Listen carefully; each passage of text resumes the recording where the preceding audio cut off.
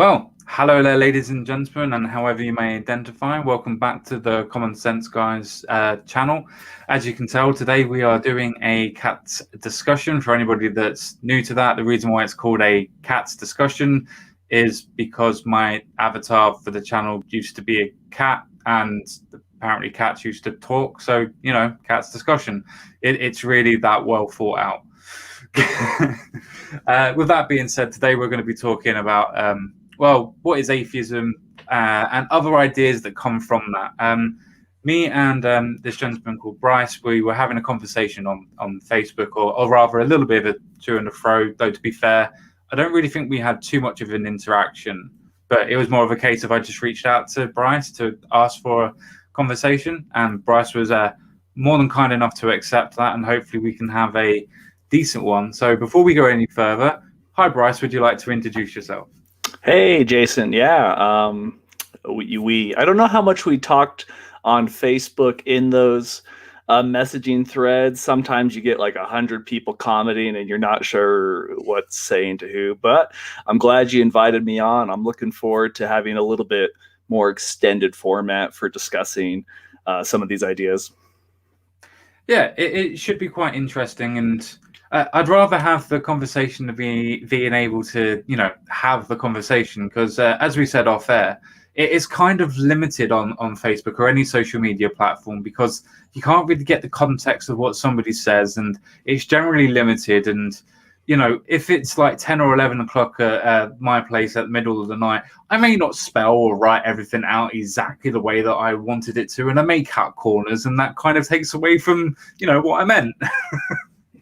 Definitely. So I invited you on here, but I thought that it would be good to give you the floor, so to speak, because I know with a lot of atheist channels, or as you would say, anti-theism channels, they normally try to take the initiative, but I'm an open book, so have at it, so to speak. Well, thanks, Jason. For the sake of your viewers and listeners, just a little bit of background on me.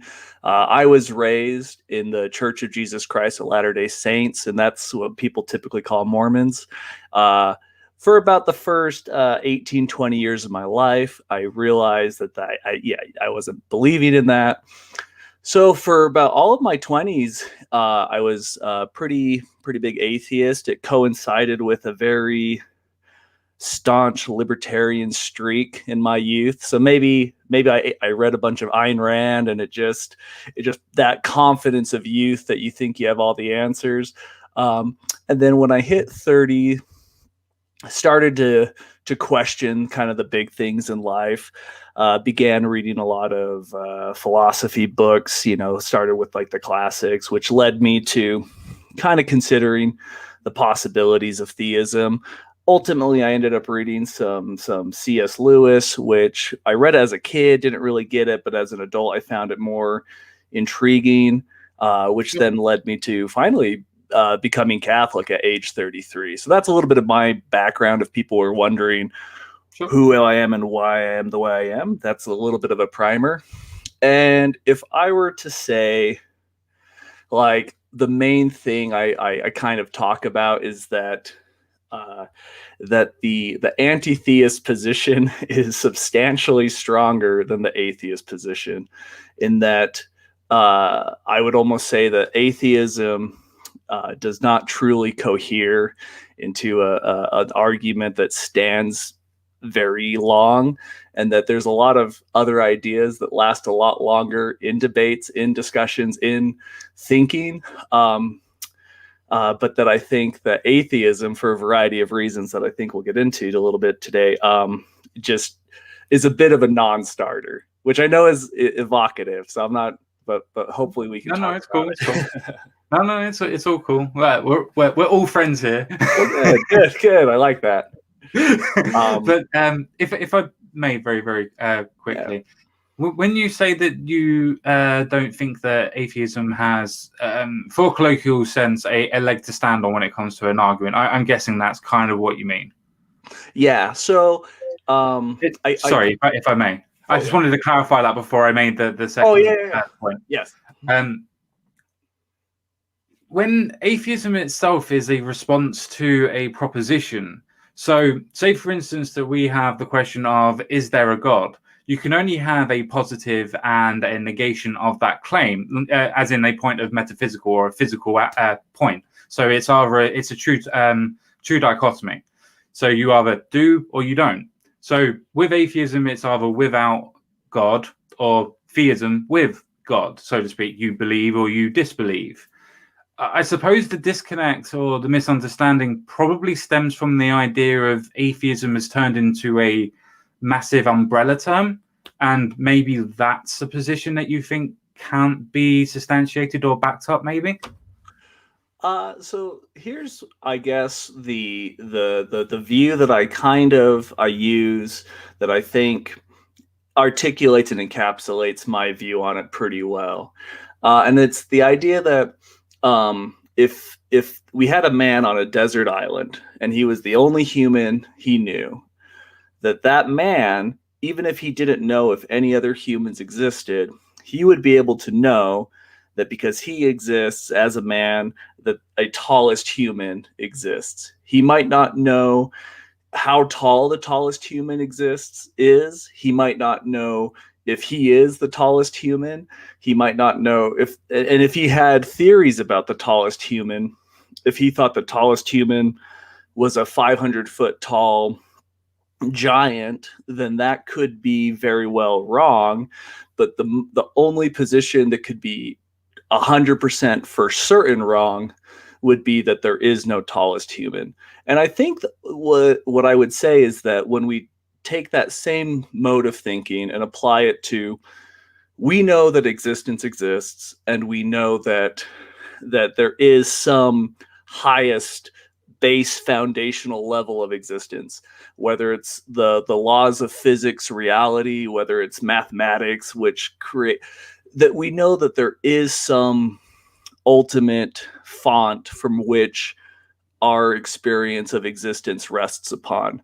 And I think Could you that elaborate on what you mean by that? I mean, I'm kind of guessing it, but I would like to just know just to make than... sure. Yeah. Okay. So I'm in the sense that that if the universe and all of existence, it's resting upon something, and now the highest level of that might just be nature itself, and that the universe is just a brute fact of existence, and that it is there, and that is all there is, and it's the highest thing that there is that.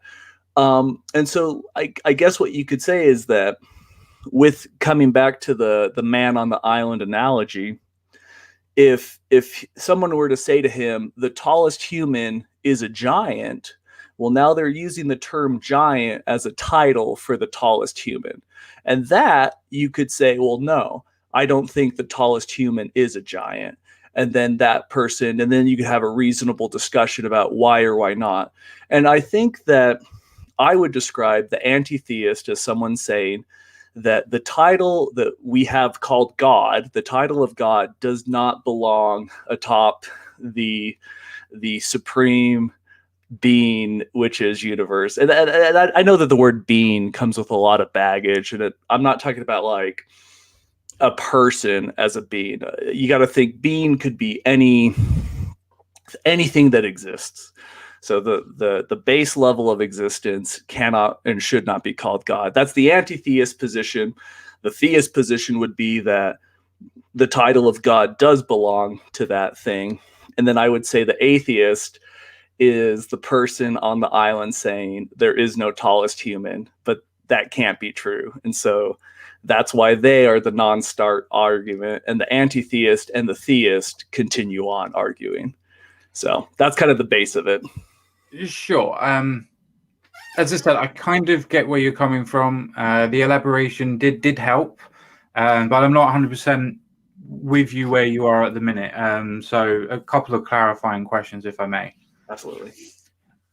When you say about the idea of a higher plane of existence, or should we say a top level or a foundational point, are you not making presuppositions that you think that there is something higher? Now, you said that there's a being, but as you quite quickly. I say this as a point so people can understand, but you walked that back quite quickly, because I don't think that that's really a defensible position, and I'm glad that you saw that. But with the idea of it being, say, something like a deistic God, then, or just an entity or an ethereal entity, then there's a possibility of that. But how would you get to, say, like myself as an evidentialist, how would you ever get for me to actually even comprehend that type of an idea if I can't test it? Or not necessarily test it, or test something that has come from it, should I say?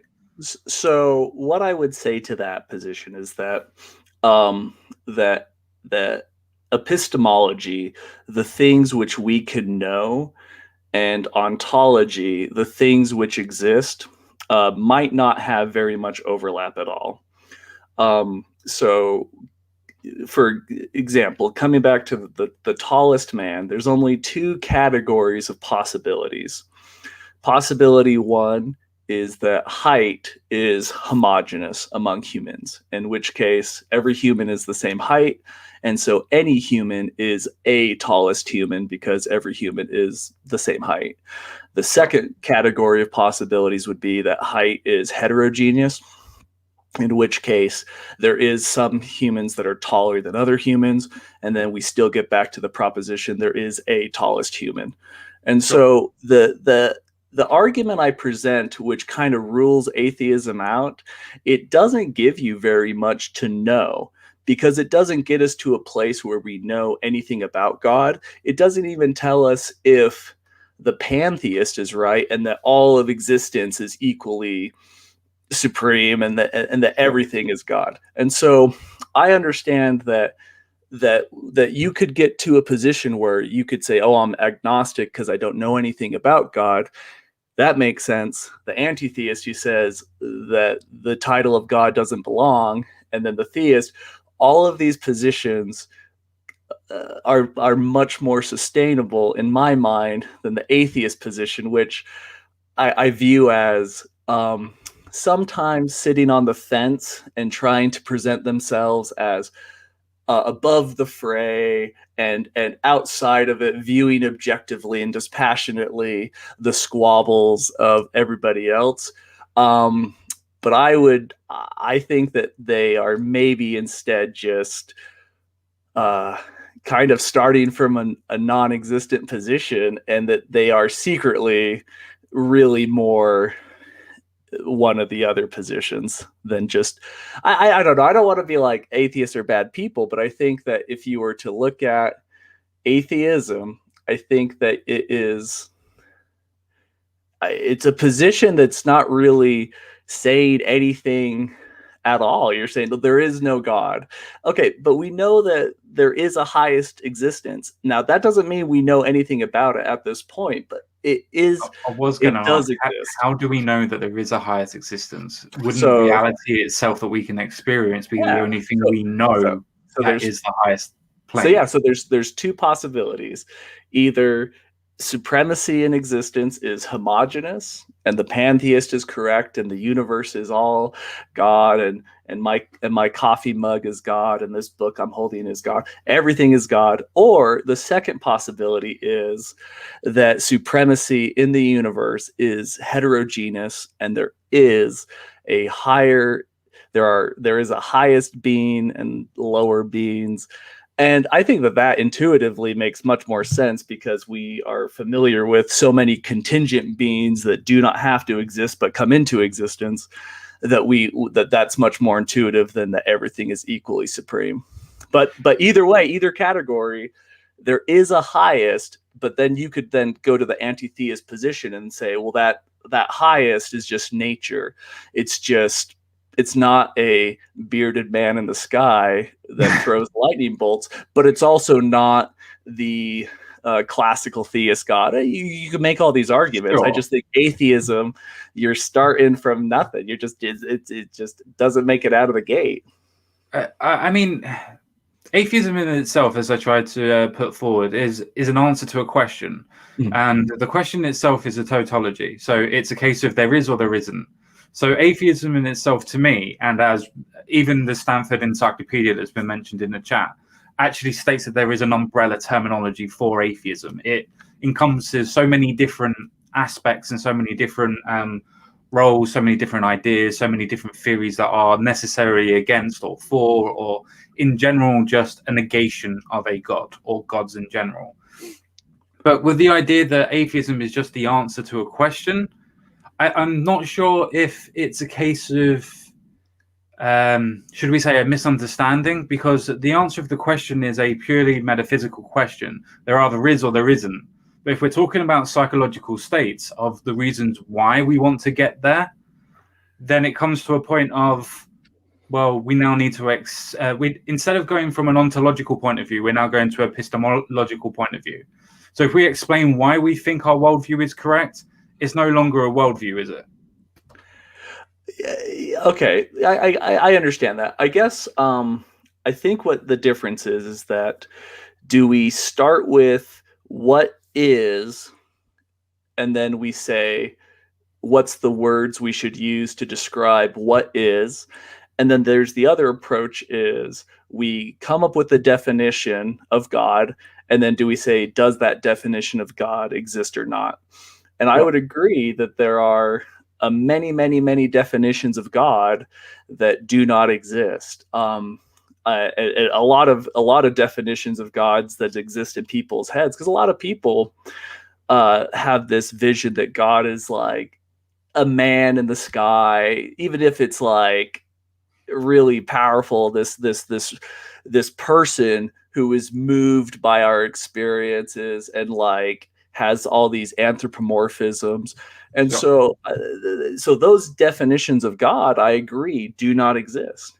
But starting from the premise of let's not start with the definition, let's start with what we know is, and then defining what is, we know there is a highest being. We know it. Okay, because even if it's just the base level of reality, because we know that there's something. Now you could say that doesn't deserve the title of God, and then okay, that's not what I was meaning. That's not what I was going to try and jump in for. No, yeah. What are you thinking? What I was going to jump in and say was, from my understanding, there seems to be a lot of logical leaping that is going on here, and I don't mean that to be horrible. It's just kind of trying to epitomize what I'm trying to think, should I say. And the reason why I think there's a bit of logical leaping going on is because, one, yeah, sure, we can say that reality is the base for the highest point that we know at the minute. But how can we then interpret reality, how every individual correlates their sensory experience to create it to then being a god by any definition, not by specific definition, by any definition? Otherwise, you'd be saying that everybody's own reality has the aspect of being their own god. So now definitely there are reasons that I would believe that once I've concluded there is a highest being, then that's when we get into, well, can we use logic to know a few things about it?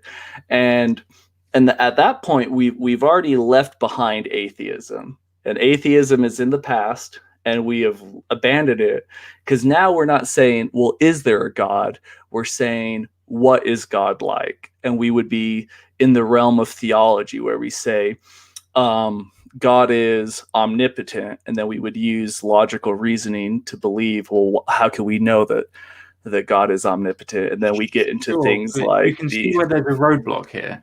So I want to take it real slow. The reason why there's a roadblock, go very, very quickly. I'm not sure if we're missing each other, so to speak, or they're talking past each other. Yeah. But the reason why there's a roadblock is because, as you said, you've concluded whatever you determine, say, for instance, reality or the universe, whatever I state or whatever anybody would state as being the highest in your point, would then mean that you would conclude that there's a God. Now, that's fine. That's where belief comes from, and I get that. But just to conclude that that is by faith doesn't conclude that that is fact. So I'd like to go back to the parallel where we're talking about the tallest man, because I think that that's very simple, and that it's easy to understand that if I know there's a tallest man, and let's say somebody says, no matter what the tallest man is, I'm going to call the tallest human a giant. And, and if that person were to say that, then their definition of giant is just the tallest man. And it's not Sure. a very meaningful definition. So I agree with you that if you say, my definition of God is whatever the supreme being is, and Sure. that I've then successfully ensured that my definition of God exists, but I haven't said anything about God. And so all I've done is awarded a title to something I know exists but I know nothing about. And then that's a very fair critique to say, well, then what's the point of the title? And then I would say, you're right, that's not a very meaningful title to give to somebody. But then that's when theology kicks in. And then so to Sure. say, But again, sorry, uh-huh. I don't No, mean to you're be good. a dick. You're I good. don't mean to be a dick or anything. But the thing is that I keep on trying to point out is that I get where you're going with the Mhm. definition, and I'll use this word, but I don't mean it as such. But arbitrarily defining whatever is the highest to be God. I get where you're going. But just to, as you said, with the giant being an arbitrary definition because it's just him putting that title onto it, you're doing necessarily the same thing. Now, you could argue, but yeah, but that's because I've concluded that that is God, which again, that's fine. You can conclude that, but that doesn't make it so. I can conclude that when the lights turned off in my room, that it runs away outside. That doesn't make it fact. Yeah. So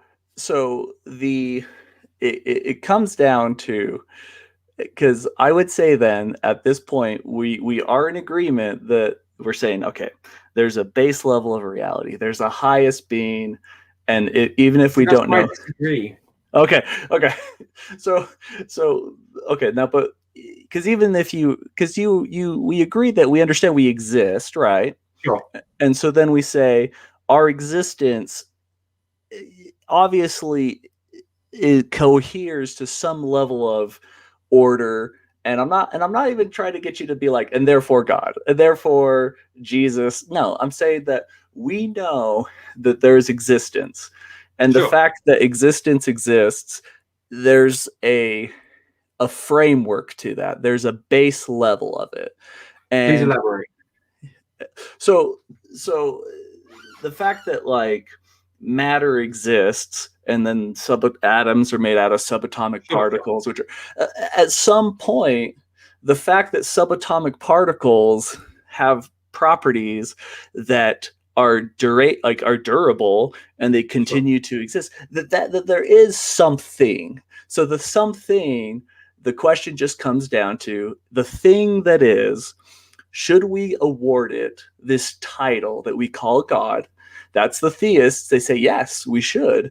And then the anti-theist would say, no, that's just, we should just call it nature or reality or whatever. And then, that's really the discussion is the ultimate source of existence.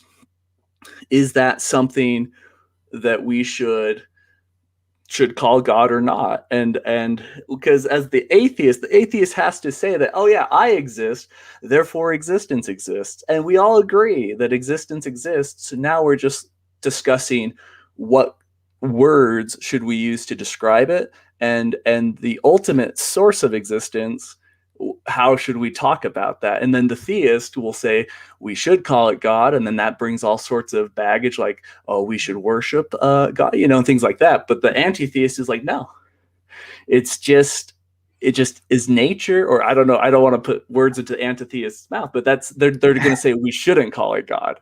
And the I atheist, don't think it's I a just case don't of get what them the saying it atheist is shouldn't be. saying. Go. Oh, sorry, what? It's fine. I kind of jumped in, so it's my fault on that one. No, go. Um, I think that it's. See, I'm finding it hard because for me to be able to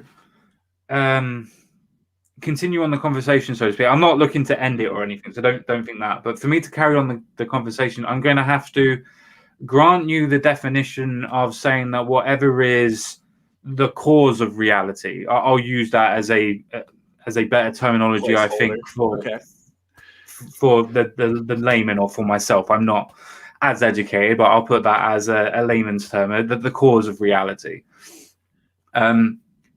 I'm going to have to arbitrarily grant you that definitional point of saying, well, whatever causes reality is a form of God for the conversation to continue. Now, I could be a complete and utter dick who completely and utterly just go, well, I don't think that is God. I don't know how you could define it as God. So I will note my objection of saying I don't think that can be proven. But for the purpose of the conversation, I'm happy to move on and say I will grant you the definition, if you will. So I would just then say is that it seems like and I guess I would wonder why there seems to be a reluctance of people who say, okay, I'm an atheist, and then if you were to ascribe to them that the view that they're espousing is in fact an anti-theist view, that they think, well, no, I'm not an anti-theist, I'm just an atheist. And I guess I don't understand why there's this reluctance, because I don't feel like being an anti-theist makes you like a bad person. It just means no, I agree. So I think that my position is saying that really like a true atheist would be a baby who has no concept of God, or a rock that has no thought in, because Richard Dawkins, is he an atheist? No, he has a very he's an anti-theist, same as Aaron Ra is an anti-theist. But somebody who would call themselves an atheist, but they are informed, they have a definition of God in their mind, and they say that doesn't exist, and they also believe that there is a source of reality, and that doesn't deserve the title of God. So I think that most people who would identify as an atheist, I think, are reluctant to use the term anti-theist, and are, if they were to really think through what they're saying, because they can't possibly. One thing I hear is that the atheist might say, well, I don't have a definition of God, and that's up to the theist to provide the definition. So you provide the definition, and then I will decide if it exists or not. But I can't think that that's actually what they possibly mean, because that would just be saying, I don't believe in X, and then X is anything, and you're not really saying anything. So I think that the opposite can then be posited towards you. That if you say that the cause of reality is God, yes, then by definition you don't actually necessarily believe I'm in not your putting much meat God's on that bone, am I? Yeah. So that's a good point. So we're saying that if the atheist is saying whatever reality is, it's for sure not God. And if a theist says whatever the reality is, it is God, then neither of those people have moved the needle very much in what they're thinking. Sure, but I would want to posit that I don't think that most, now there are some people that call themselves atheists that would go, oh, it can't be God. And I'm not trying to say that those aren't atheists or they are or whatever. But as far as I know, the most colloquial use of atheism or atheist is somebody that just denies the existence or knowledge of a God.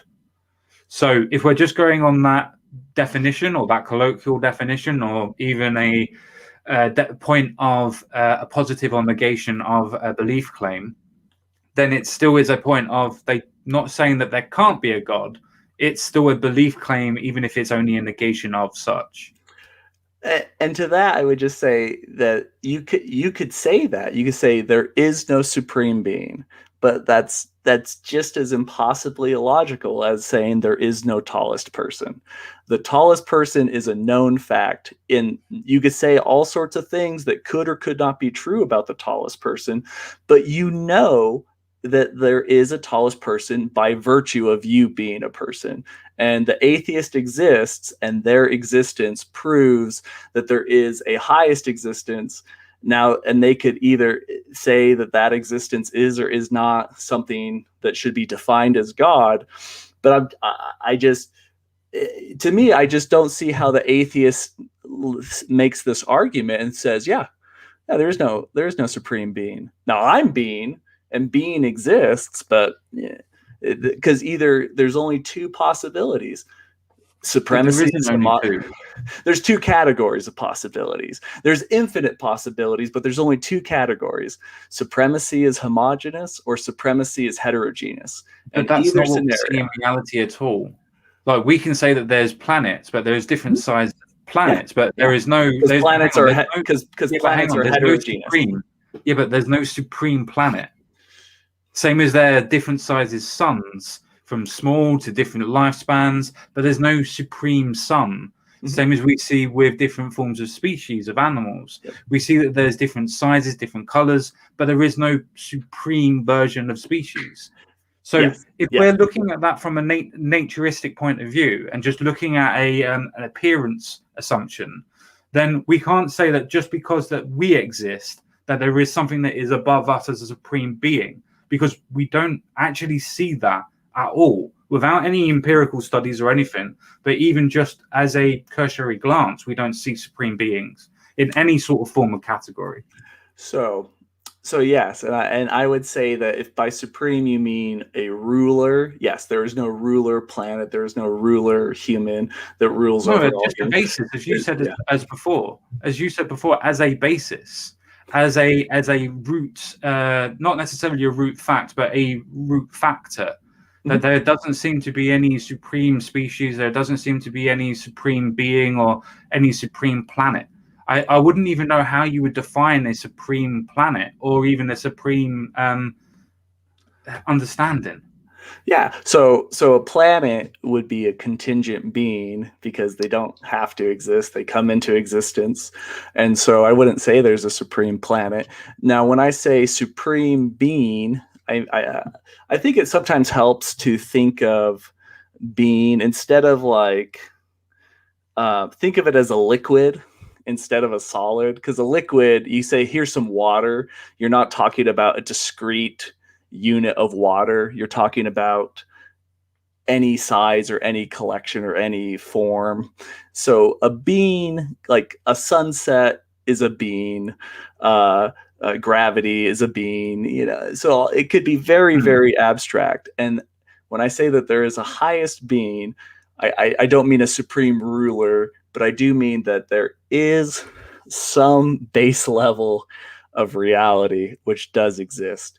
And because the atoms that move inside of me are made up of something, and that matter, what gives them substance, what makes existence exists, whatever that is what I would call the supreme being. And if we say, well, it's just nature, that's an anti-theist claim, and that's fine, and you could have a great argument about it. But to say that there is no cause of reality, and that reality is, because there is some ultimate cause, because if reality is its own cause, well, then the cause of reality is reality.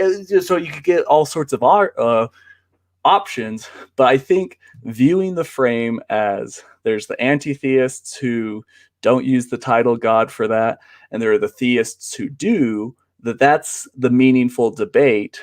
And the debate that the atheist brings of there is no source of reality, there's no foundation to existence, I just don't think that is getting you very far.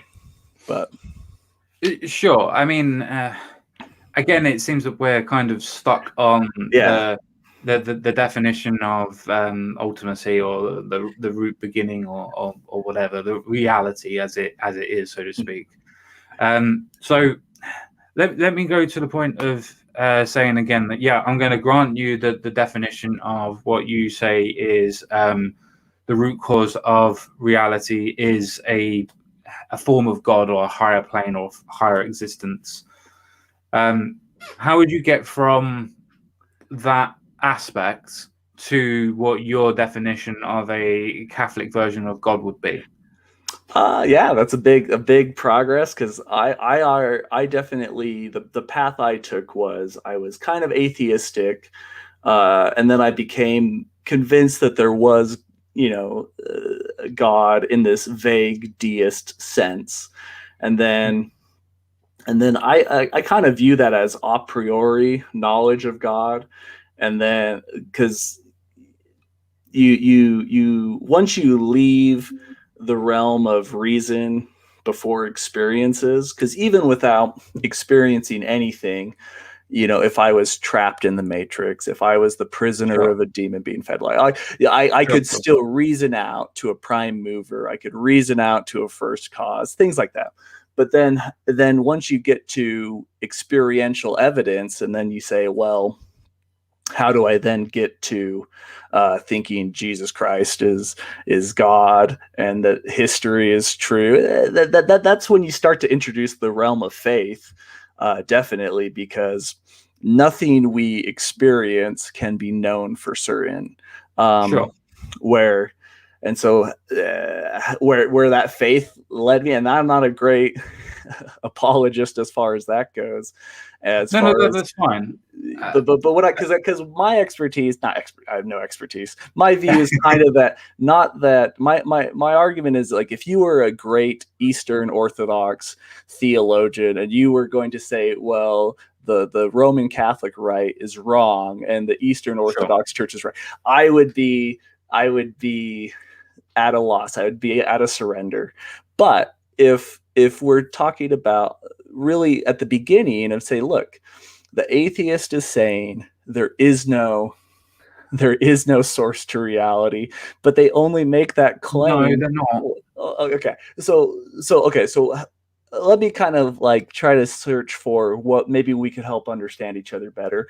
Is that we agree that saying there is no tallest human is not logical. It's not something that you could entertain because you're a human. Your knowledge. No, you could actually entertain that idea, because if you were to have tallest humans that kept on being reproduced every year, and that tallest aspect was to go up every year, then there's no longer definitionally a tallest human that is the same as what it was, which means it's constantly changing. Yes, but even though it changes, then that doesn't mean it doesn't exist. It just means that the tallest human always exists as long as there's one human, but it could be a different tallest human. Sure, but that's something that we can measure. You would have to measure it either by eye or by empirical data to be able to say that you're taller, you're tallest. And I would say that we could possibly not know anything about God, but that we could know that as long as you know that you exist, your existence provides the basiary evidence that there is a highest existence, whether all existence is equally high or if some existence is higher than other existence. So we are starting off from the point of, we know there's a tallest human, we know there's a highest existence, and then that's where we begin our journey to say, what can we use to understand possibly? I would say that's a false comparison, though. I understand that it's an abductive certum, so I understand the point that the reason why you put that in that, but it's still a false analogy. The idea of actually having a tallest human is something that, okay, I exist, I know I exist, so even if I'm on a desert island, as you said, I could arbitrarily state myself as the tallest human or the smallest, depending on what way you want to go. Just because that I'm human and whatever I am, I could state that is. Or I could say that if there is more of me, that has to be a tallest and the smallest, because I exist. But that's where the analogy breaks down, because I can't then go, well, this thing that I think exists, there is a tallest and the smallest. I can't then go, if I'm on the desert island, and go, well, this thing that I think exists, say, for instance, for a point of absurdity, a unicorn, as a point of absurdity. Yes.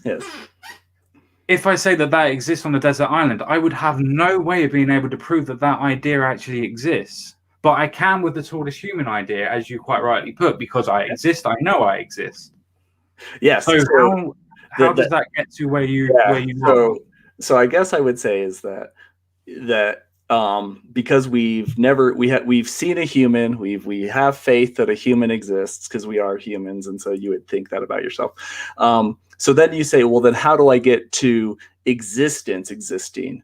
Well, I know existing exists because I exist, and that's one of the few things I could be certain of. And so I Sure. agree with you. I don't know if unicorns exist, so you couldn't use that argument. You couldn't say that there must be a tallest unicorn. No, because we've never seen a unicorn, so we have no proof of that. But we do know that existence exists, and Sure. I and there's such a great anti-theist position to be had for people who say that, yeah, there's a source of reality and that's the laws of nature, and it's not any kind of thing that's worthy of worship, and it's not any kind of thing that we should feel. Sure. What's your So definition of anti-theism? Because so, I so think I should have actually have asked you that beforehand. I yeah, think that's that okay. may Yeah, be where I'm going a little yeah. bit wrong. When you say Maybe we're yeah. anti-theism, So I because just when you think say, oh, okay, so I would say that the theist is the person who uses the title of God for the ultimate reality, for the supreme being. They say, yeah, that's what we call God. And that the anti-theist simply would not use that title and say, yeah, there's a source of reality, but it's not God, and here's why. And it's the same thing as that, should we call the tallest human a giant or not? There could be the giantists who say, no, absolutely, the tallest human is a giant, and here's why that should have all these implications. And then the anti-giantists would just say, no, this would be the definition of a giant, and the tallest human doesn't meet that definition. Therefore, we're not going to use that term giant for the tallest human.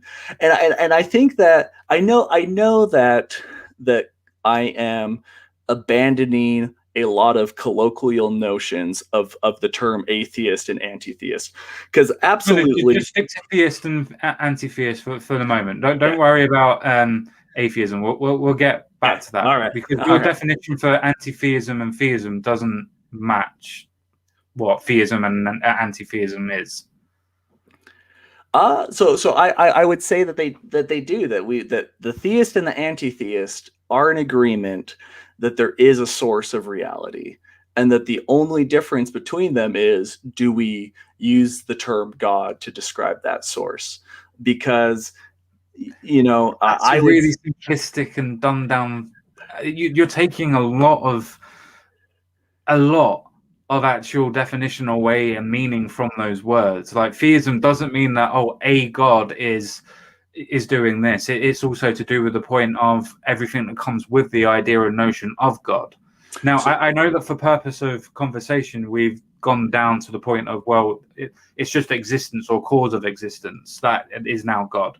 But even still, defining it such as that, an anti-theist wouldn't be a person that is just like saying, well, I don't think it is a god. An anti-theist by definition has to be against the whole idea of religion. So the whole idea of actually going against all religious practice, all cultural practice, all historical practices, and then the case of going against God. As in actual fact, theists can actually be anti-theists when they're talking about, say, Christianity versus Islam, or any other form of pagan religion. so I would say that I think that it is possible to describe people as being religious or irreligious, and theistic and anti-theistic, because I would actually almost think, well, what would you describe? Let's say there's somebody who goes to church every week, and they want to believe in God, and they pray and they study, and they just want so badly to believe, but they cannot find faith. They cannot find that belief. I would say that that person is, would we not say that that person is an atheist? They are without belief in God, even Sure, though they are religious, even though they're not against sure. belief.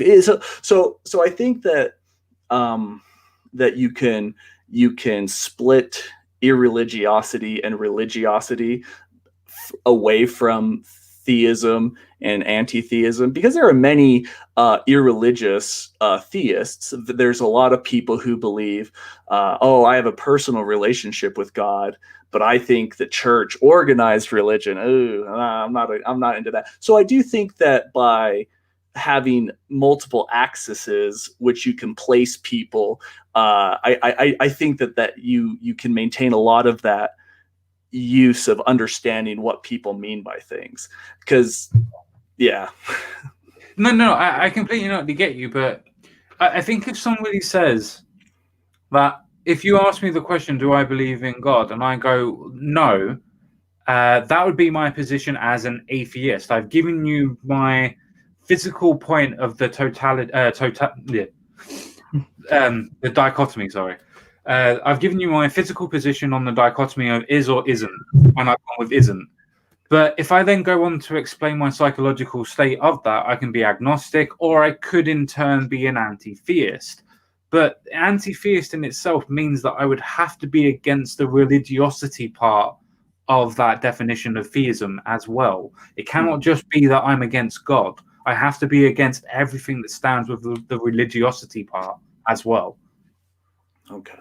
No. Okay. So I'm very convinced that you understand kind of vaguely my position. So now I'm going to kind of shift gears Sure. into how can I take your view and try to incorporate it into what I'm thinking, because what I'm thinking is vaguely that.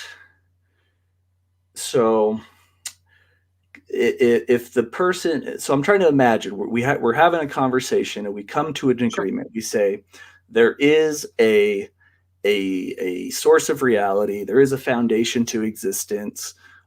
You've chosen to describe that as God, but I'm not going to describe that as God. I'm going to say that science, it's just nature, it's just the testable laws of physics, or whatever you want to say. And so and I think that it's a very natural thing to say that is, you are taking the path of I think, if anything, maybe you're feeling that I'm underloading the term anti-theist with meaning, because you say, oh, well, you're ignoring the anti-religion aspect of it, and the cultural humanist harms, and I guess I don't want to just take the flip side and say that you're overloading the term anti-theist.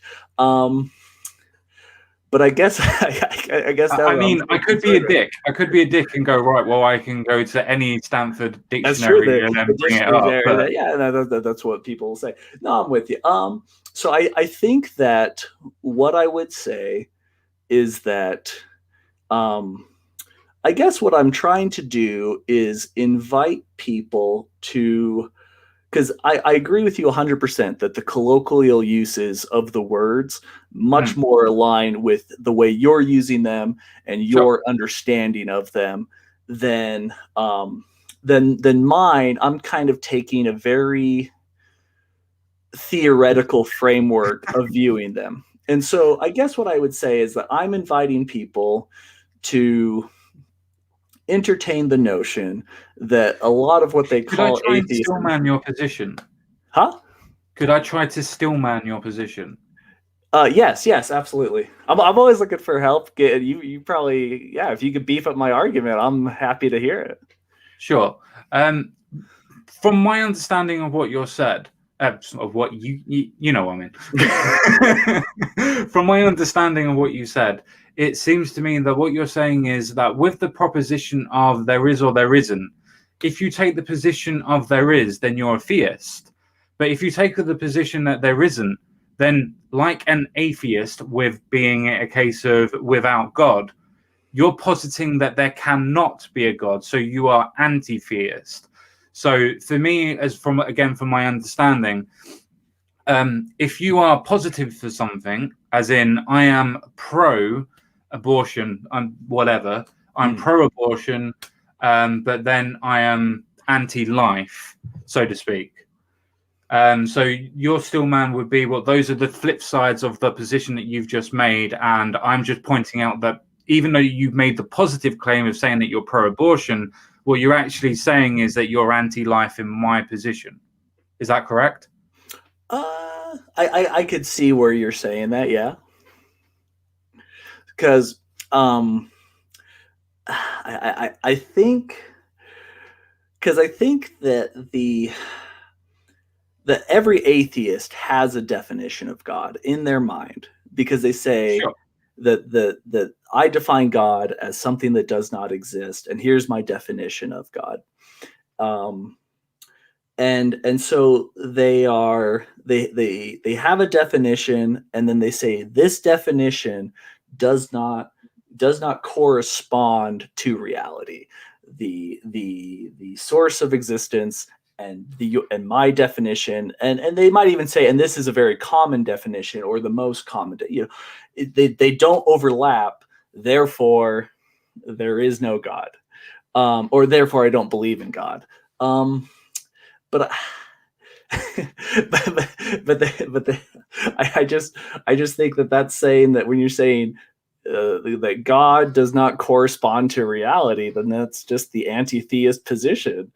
And then when you say God does correspond to reality, that's the theist position, and that there's really no, because the atheist is saying, I'm just lacking belief. I'm just making no claims whatsoever. But that's not really what they're doing. A baby who's an atheist, sure, but a grown adult who has these informed ideas of the world, they have staked out a position, and they say, look, Yeah, I mean, I'm actually with you. No, I'm actually with you. I think that when people actually state that, oh well, I don't necessarily believe in a God, but that doesn't make me this, or that doesn't make me that. It comes to the point of me, for me, and this is only my definition, that if you come to the point of saying that, do you believe in God, and then you answer no, the point is the no part. So that is making you an atheist by definition. The point is that I have on that is then the psychological position that comes afterwards. You have the point of the physical aspect of the question of do you believe, which is then only a case of a positive or a negation. But even with the negation of the point of saying, well, I don't believe, or the positive inclination of saying, I believe that there is no, as soon as you start saying those points, you've actually made a position. So if you wanted to say that you don't know, your correct position would be an agnostic, as in I cannot and will not have knowledge of this proposition, so I cannot give you an informed answer, which is generally my position. But I am with you that when people actually come up and say, well, I haven't actually answered the question because I just don't believe. There's no evidence for me to believe. It's like, yeah, but even though you've negated the claim, you've actually pointed out that you don't believe. That's still accepting the premise of the question. You just said that you don't believe in the proposition. So if you're going to put on P equals yes or minus P equals no, so to speak, then you still made the minus P. Your proposition is still minus P, regardless of if you make a positive or a negation. You've still made a proposition.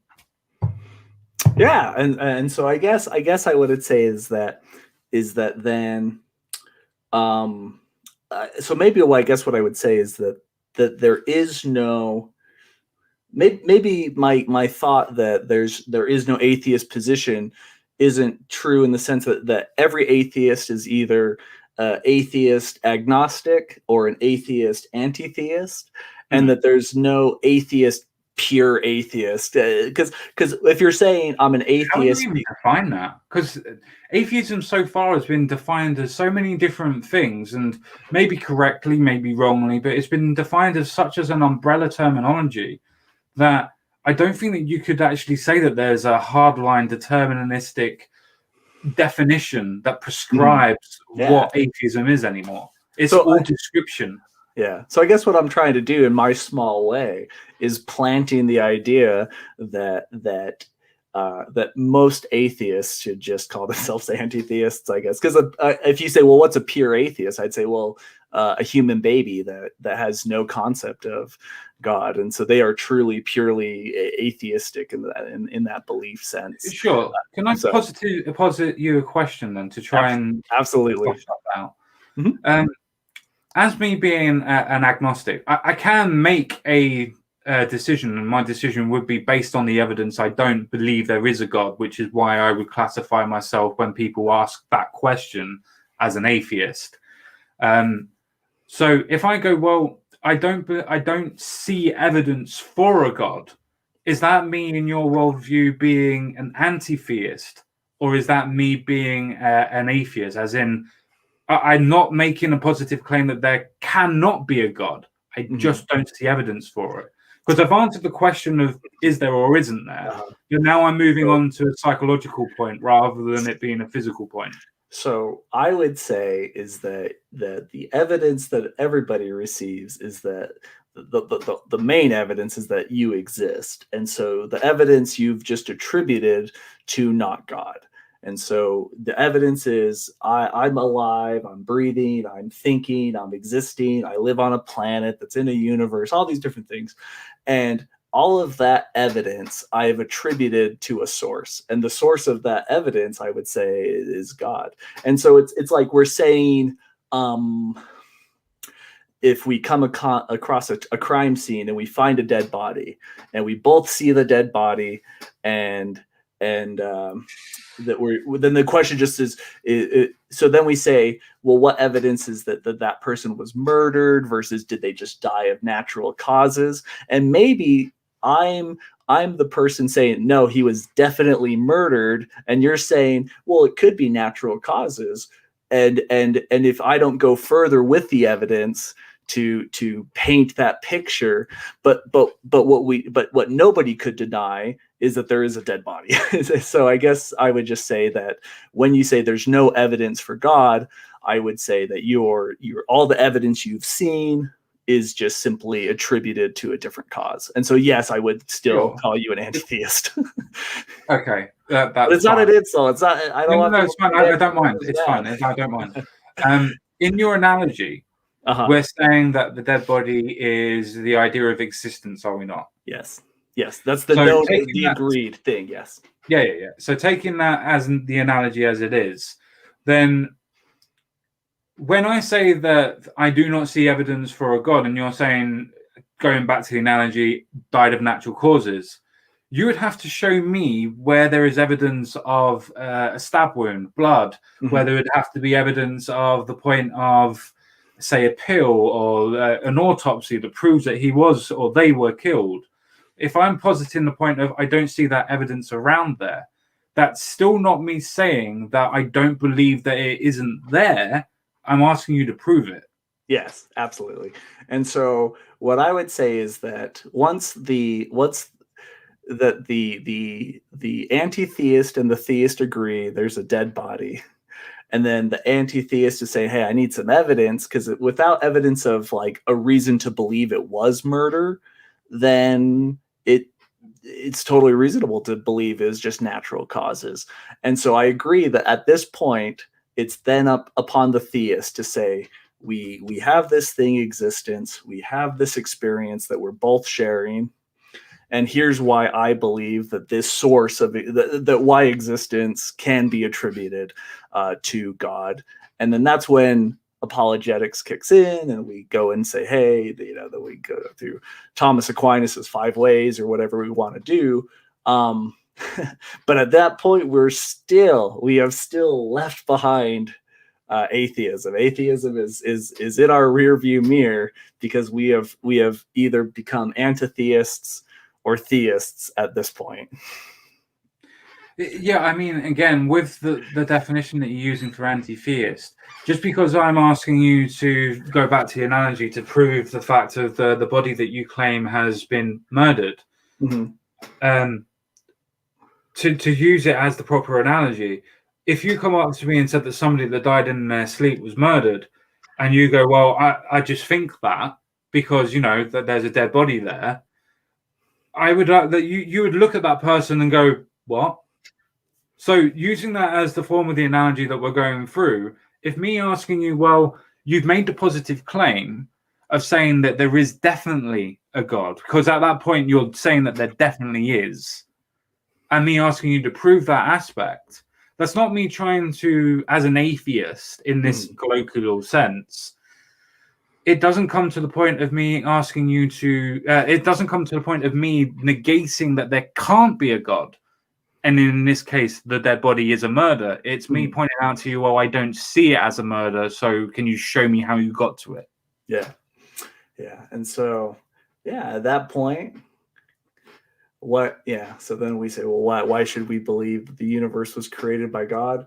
And then I mean, I'm sure you guys have heard it all before, and so I'm not going to tell it No, in no, any no, no. way I'm that's not. Again, I'm not. As I said yeah. So beforehand, I'm because not this is trying kind of to. getting a far afield from the scope we started on. Yeah, I just wanted to clarify it I get for what you're saying. people that are in the chat as well. I'm not trying to attack the belief of a God, and Yeah. I'll be very, really honest with you. I don't actually care too much of the point of is there or isn't there. It's more about As Moonbase how do we Radio get to the said, thoughts. I don't think that we could ever truly know there is or there isn't. I don't think we could, as humans, know that for a definitive fact.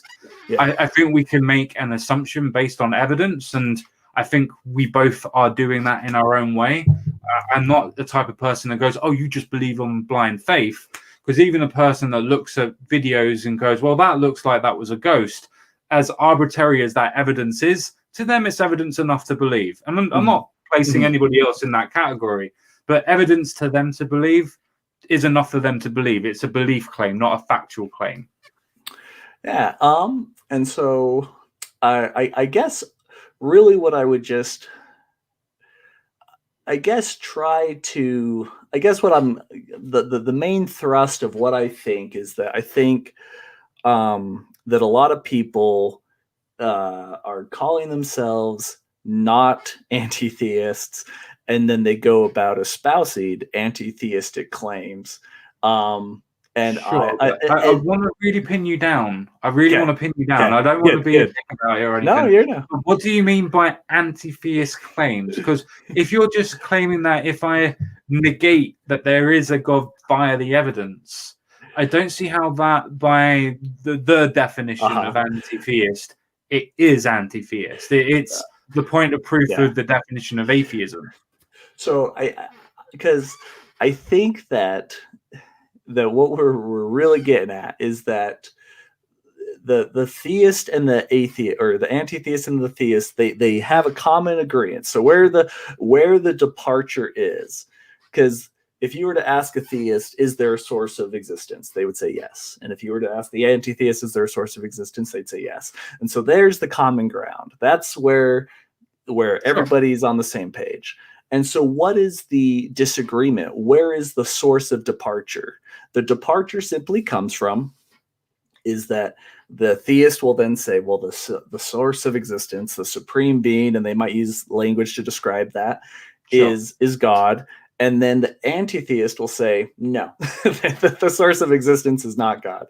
And that's the departure. And it's not... Sure, but I don't see how that's being anti-theist, though. That's just a positive claim of saying, I don't believe in a God because of lack of evidence. Yeah, and that you are against the God claim, because but being against the God claim doesn't necessarily equate to you being an anti-theist. To be an anti-theist, that implies that you have to be against it implicitly and complicitly. Yeah. Okay, so I think if we were to have like okay, so let's say we were on an island and there was a person who set themselves up as the king, and then we had a civil war, and there were the people who fought for the king and the people who fought not to have the king. Even at the most tepid levels of resistance, I think you could say, well, yeah, that's the monarchists and the anti-monarchists. And I think that there's nothing wrong with painting the picture that there are the people who are ascribing to the source of reality the title of God, and there are the people who are against that title being ascribed to it. And I think that it is maybe more of a I think that's where our disconnect is. You're using the word that they're against putting that as a claim that there is a God. I don't think that they're against it being a God. Like, from my position, myself, I'm not against it. I just don't see evidence for it. See, so if it is a God, then fine. That's great. Then I'm an empiricist. Well, I'm an evidentialist. So show me evidence of it, and then that's fine. I'm happy to have that as such. So I think where we are not agreeing is that. So I'm starting from the point of whatever exists, exists. So I'm not saying I have a definition, does it exist or not? I'm saying what exists and then placing a title onto the thing that does exist. And so, and maybe that's where we're seeing the world differently, because I think a lot of people, it's like, for example, like a unicorn. So like we define a unicorn as a horse with magical powers, has a horn on its head. Does a unicorn exist? In that case, then we say yes, no, whatever. And then, but that's not what I'm doing. We can't know for absolute certainty. If we were going to go somewhere else, possibilities in all possible worlds, then we could say that there was a possibility a unicorn exists. But I'm not starting from the premise of I'm going to define God and give him a bunch of attributes and give him a big description and then say, does that thing exist? I'm starting from the position, and maybe that's because I started from atheism. So I was an atheist. I came to the conclusion that there is a source of existence, there is a supreme being, and then I ascribed the title of God to that thing. And so I think that I'm not saying you start with the definition and ask if it exists or not, but that we are simply having a disagreement over the title and the way to describe what we do agree exists, which is the source of existence.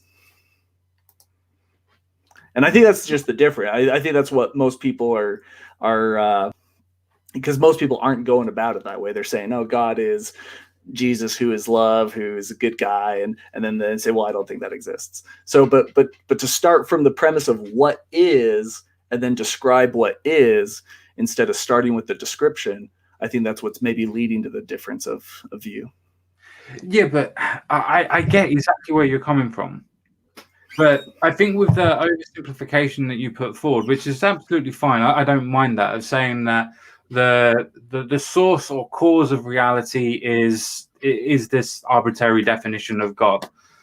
That's fine. I'm with you on the definition and maybe the claim of it. But as soon as you start ascribing to the point of, well, now this God is true, then comes to a point of, okay, well, any claim that you now make as a positive claim now needs to be backed up with other points to that claim. Mm-hmm. So you saying, well, we just have to start with the idea of, well, reality exists, so there must be a supreme form of reality or a cause of reality, and that reality is now God. That's now making a logical leap. You're now trying to beg the question of saying, well, that happens, so God must exist. Mm-hmm. So I think now we would then be in the realm of defining what is God. And so we're saying no. We're not in that realm. Okay. We're not in that realm, because I don't want you to define God. I want you to define how you've got to the point of the source of reality has to be your definition of a God. Yeah. So if I were to simply, because I would begin from the premise of the source of my reality, the source of my existence. I'm going to, because maybe some internal obsequience that I have, I don't know, but I'm going to award that source the title of God. And so then that's the beginning of my definition, is that God is the source of existence, right? And so now I'm an arbitrary definition. Well, not one that you could substantiate. It's an arbitrary definition you've granted to yourself as your point. So just to clarify. Yeah, so I begin with that definition, and then I add to it. Yes, I change it. You said before that you've done some stuff with philosophy. I'm no by any means good with philosophy, but I know some basic fallacies. Have you ever heard of the cart before the horse fallacy? I think vaguely, yes, where you're putting the cause before the effect or something. Yes. So yeah, I just wanted to put that out there. So what I would say is that okay, so I guess we're thinking, if something is worthy of the title God, and And then the word God is just, just a word that we made up. And then and we're going to ascribe meaning to that word. Then I think the source of existence is worthy of that. And so now. Oh, okay. Penny just dropped. Penny Okay. just dropped. Okay. The disconnect doesn't necessarily just come from the idea of the definition of God, so to speak. It's the arbitrary definition that humanity has placed on God, where you're trying to say that God can just be the source of existence, rather than it being the colloquial or localized version of what God is to humans. Yes, but then I do ultimately, because obviously I ended up being Roman Catholic, so obviously down the road I start to come across things that make me have certain beliefs about God. But yes, because I would say that if I wasn't even if let's say there was no historical evidence that I found compelling for Jesus, and no church seemed to have any kind of persuasive view of that, I think I would still have to have some kind of belief that the cause of my existence, I would have some level of reverence, even if in the sense it just feels like I should be grateful for my life and I should be. You see how now you're adding on to so many different localized ideologies of what God is to your previous definition. So I presume you understand what the idea of stolen concept is. Of what concept? Stolen concept. A stolen concept, yes. So for the way that I'm using it here, which is it's generally used as a point of saying that you use part of a scientific point or logical point to take out of context to put into your point of view. So you cherry pick basically. So with the idea of what I'm using it for this way is that you've said, okay, well, we now ascribe that God means the source of reality. But now that we've put that definition in as a point of, okay, I can grant you this understanding of it's an arbitrary point, or it's something that could be misconstrued, it's something. You're now putting on and throwing on these added definitions that now change that description. Yeah. So now it's coming to a point of I've given you part of it, and now you're adding to it to make your point. Yeah, but that is what the anti-theist is doing on the reverse side. They're saying the reason that I do not believe we should ascribe the title of God to the source of existence is because the title of God should have these qualities. This stuff should be added to the definition, and that definition does not line up with reality. So it's the same thing with the giantists and the anti-giantists. If the anti-giantists say to be truly a giant, you would have to be 500 feet tall. The tallest human we know, we've proven it, is 11 feet tall. He was a really tall genetic freak, but he's not a giant. And so they're going to say, this is what the definition of giant should be, and this is why it doesn't fit. And then the giantists are saying, well, this is the definition we think there should be, and this is why we think it should fit. Because if you say that, because and then once we're arguing over the definitions and the nature and the attributes of the word God matching up with the reality, that's a good, healthy, lively discussion. And I think that that's all good.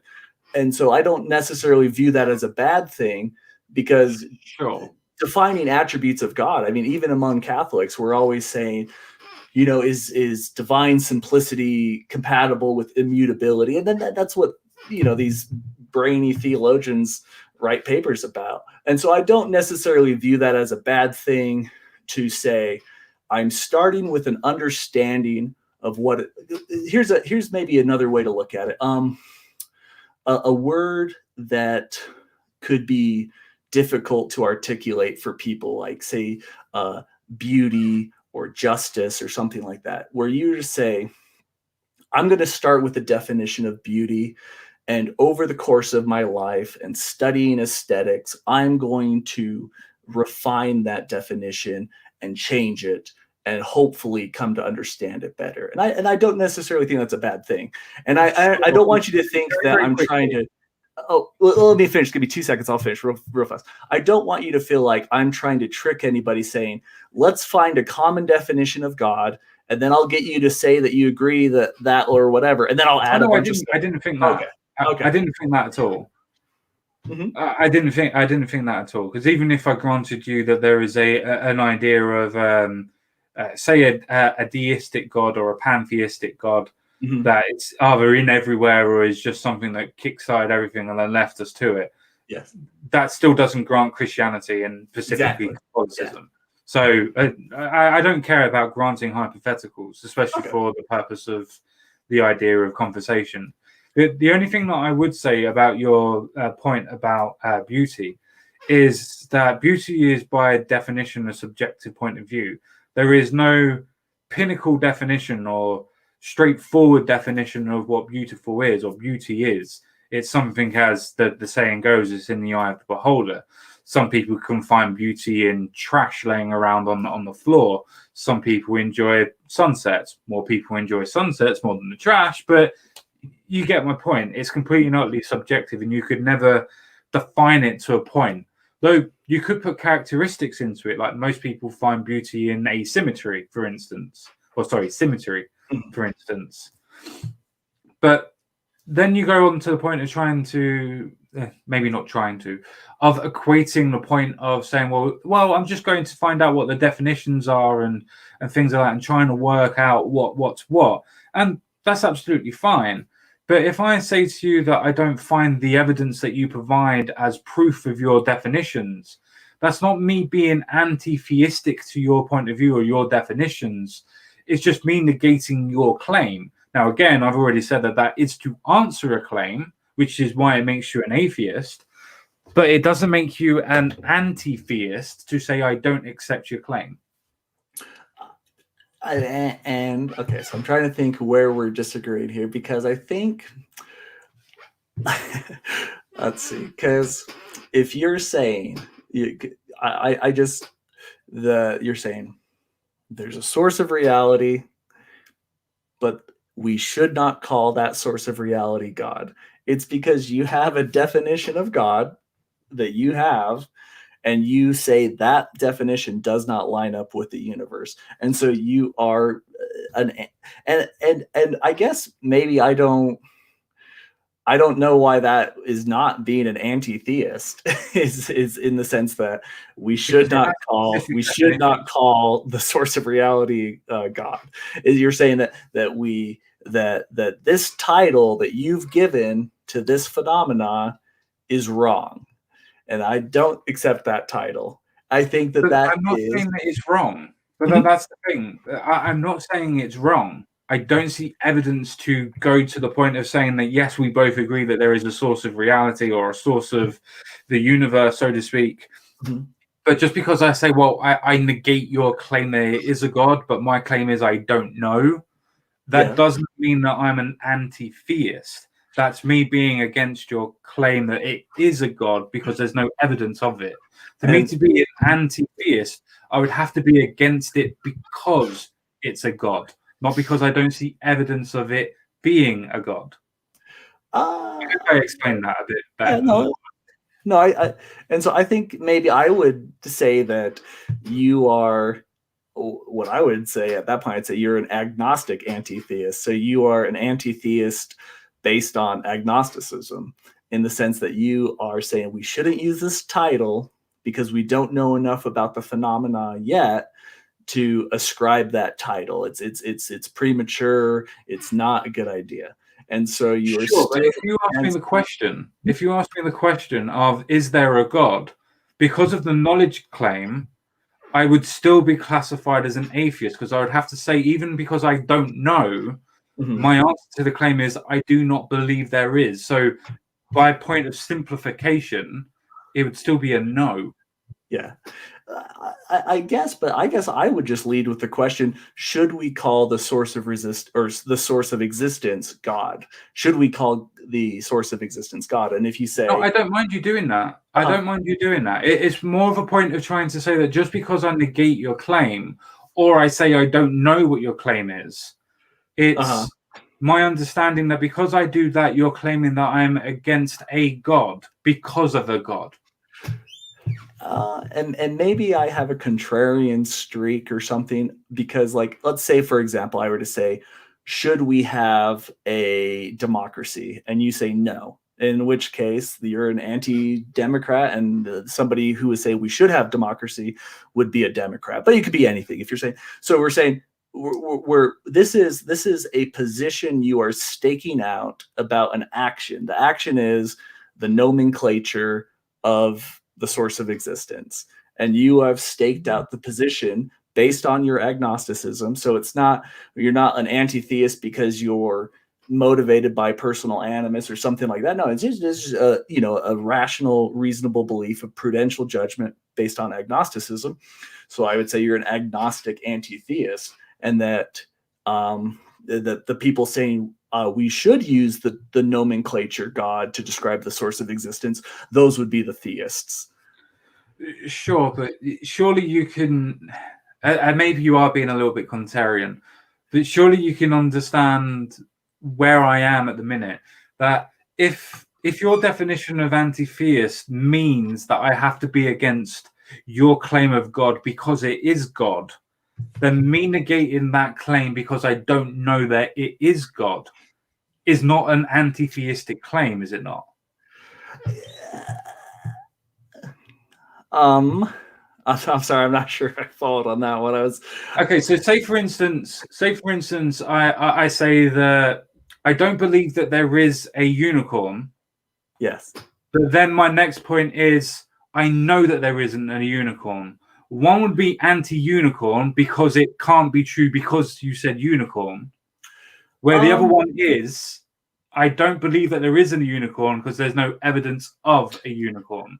And I think the difference is where the way I'm framing it in my mind is we're discussing a action towards something we agree upon. So let's say we found a horse with a genetic aberration. So he grew a tooth out of its forehead.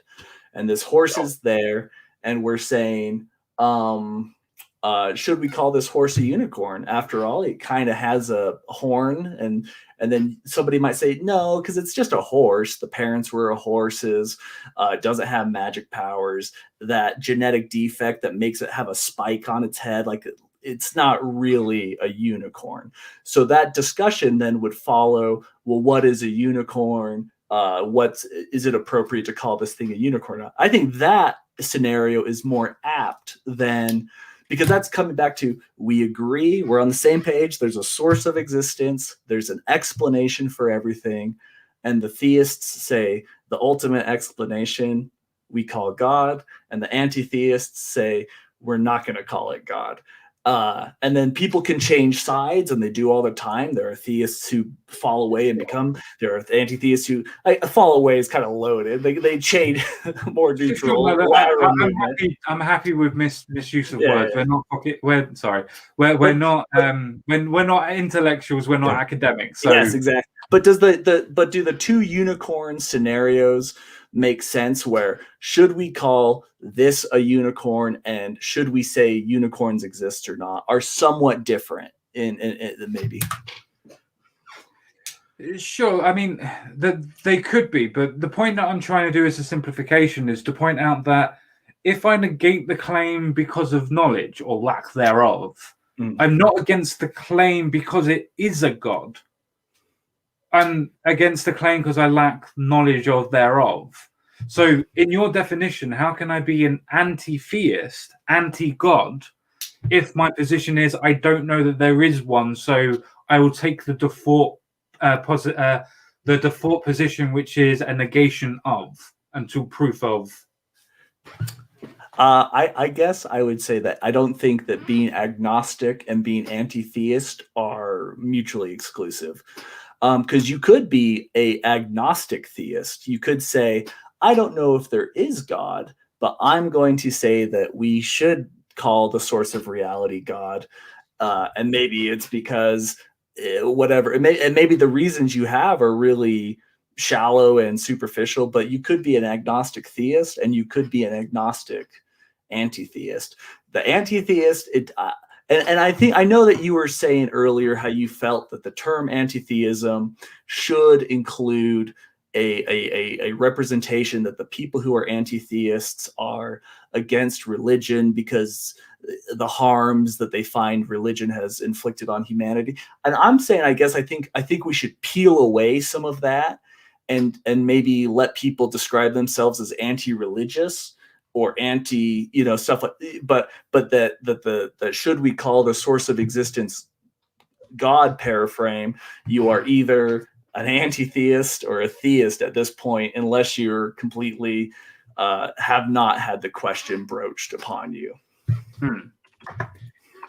I mean, again, I do understand your point, but I know that it sounds like we're arguing semantics, especially to the chat, but I will point out that this is a point of is atheism anti-theism? So that's the point of the semantical argument. Yeah. We're not trying to argue, is there a God or is there not a God?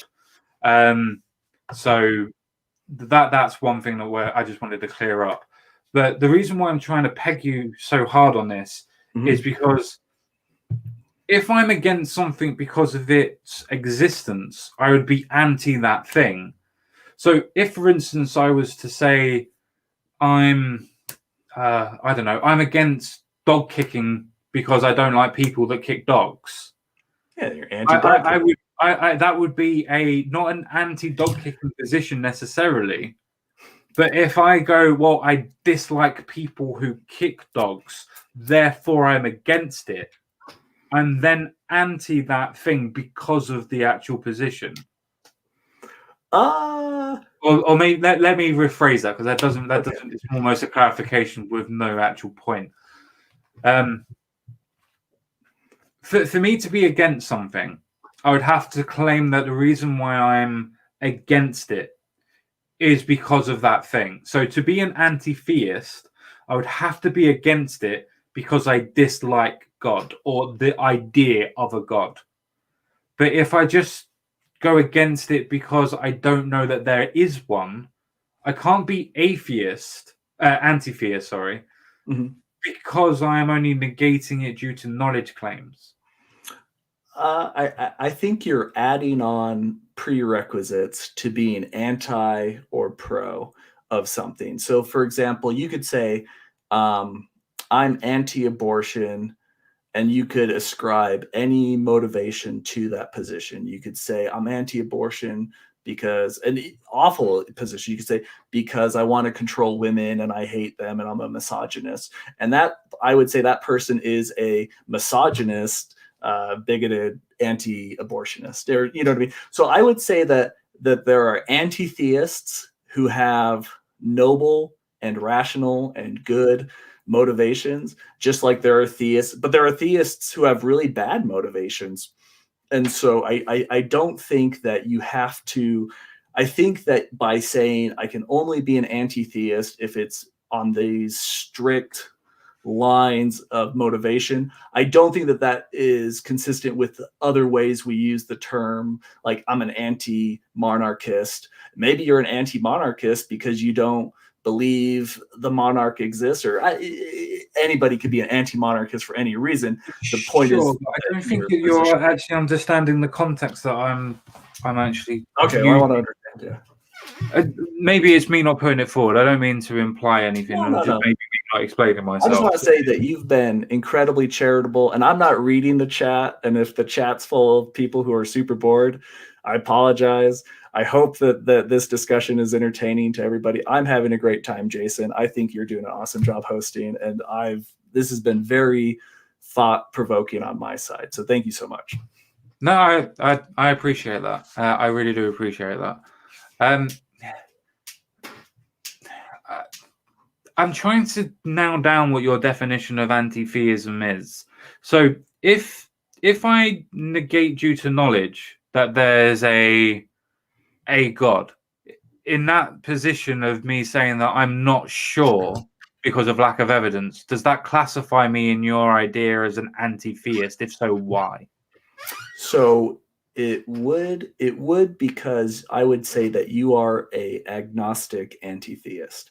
The anti the I put a very low bar on being anti-theist in the sense that the anti-theists uh, deny that we should use the title God, and the theists say we should use the title God. And the theists have a wide variety of definitions of God, and they are very liberal with distributing the definitions and the titles. So I'm not trying to paint it as all theists think one way, all anti. But Oh, if yeah, you're sure. saying that no, there's nothing in existence that deserves the title God, that's an anti-theist position. Even if you're an Why? ag, ag, Why? Why is it by necessity an anti-theist or anti-God position? because you are, I guess, because you are against it. I mean, there's the But for against has side and there's the connotation. anti Yeah, but side. against has connotations of saying that you're against it because being against it. If I'm asking for evidence to prove it, until that point, I'll hold the position that it's not true. That's not Uh, me being against it. So if I'm against something, I'd have to say that I'm taking a positive step to say it cannot be. But if I say that I don't know because the evidence doesn't lead to me, how can I be against it?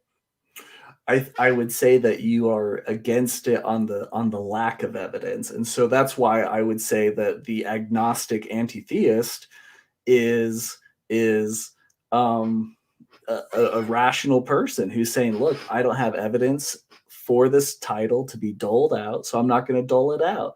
And I think that's prudential, and I think that that's a reasonable way to be. Whereas if you're the rabid anti-theist that says, "Well, my stepdad was a Baptist and he was mean, so I hate Sure. him, so there is no God," if I would argue that anti-theist is not particularly rational, but the fact that you're saying I'm not prepared to use the title God for anything in existence, I think is going to make you an anti-theist. And maybe I'm trying to unload, like to destigmatize the term. Not to say it's stigmatized, but to that I think right now people think, well, to be anti-theist is to be anti-religious, is to be against Well, uh, that's generally the organism. definition. Okay, well, maybe I'm trying to move the needle on the definitions, because the definition of words do change over time, Oh no, and of course they do. I think that I'm not going to say that I'm not on the minority and in the fringe of how I'm trying to persuade people to think about the terms, but I think when people think about the anti-theism theism debate as just a pro side con side of a discussion, that's a good way to think of it. And then that's going to make people not feel like, oh, I'm an anti-theist, therefore I need to go boycott your church or something.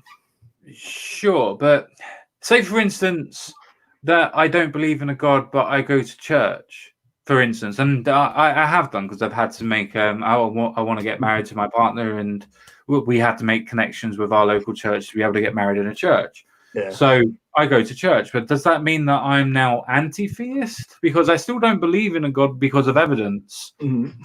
Yeah. So So I am I anti-theist or what now? so now, yeah, I guess you're saying because up till now, society does not use the terms religious and irreligious as nearly as much as they do theist, anti-theist.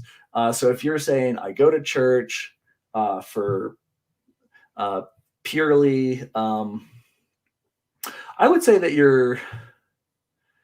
It's a good question. So I'm kind of mulling it over a bit. So Fine, what I would take say, a couple of seconds. That's yeah, fine. yeah. Um, so here in the United States, we have a Supreme Court Justice, Sonia Sotomayor, and in an interview, she described herself as a cultural Catholic.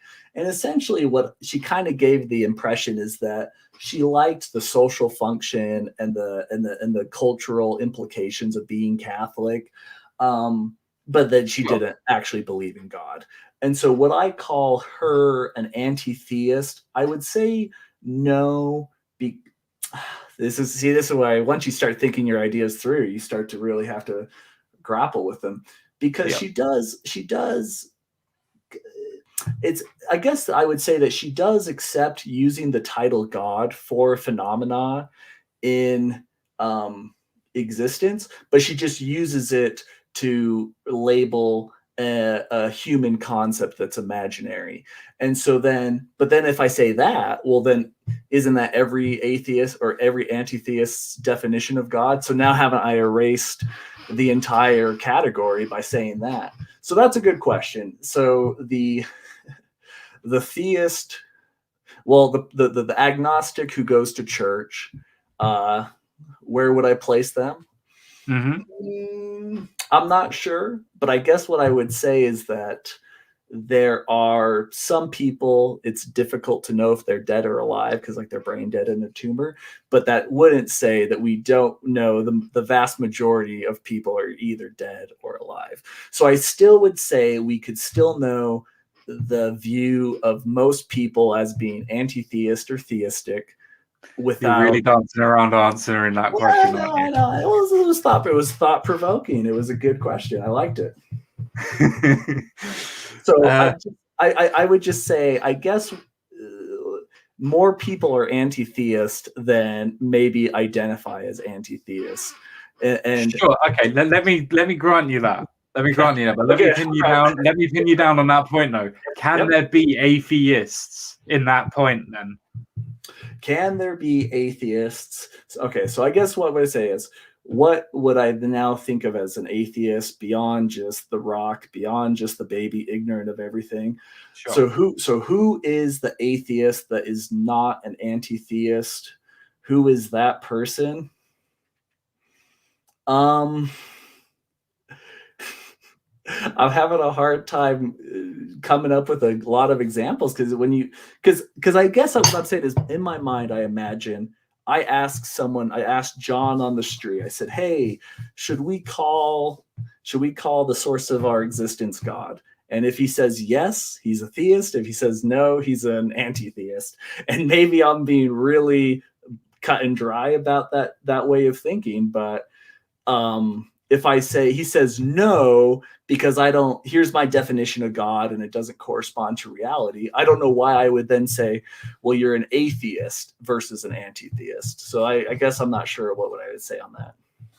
So it kind of seems that you're trying to put it into a form of a true dichotomy then. You either are a theist or you are an anti-theist. There is no in between for you at the minute then.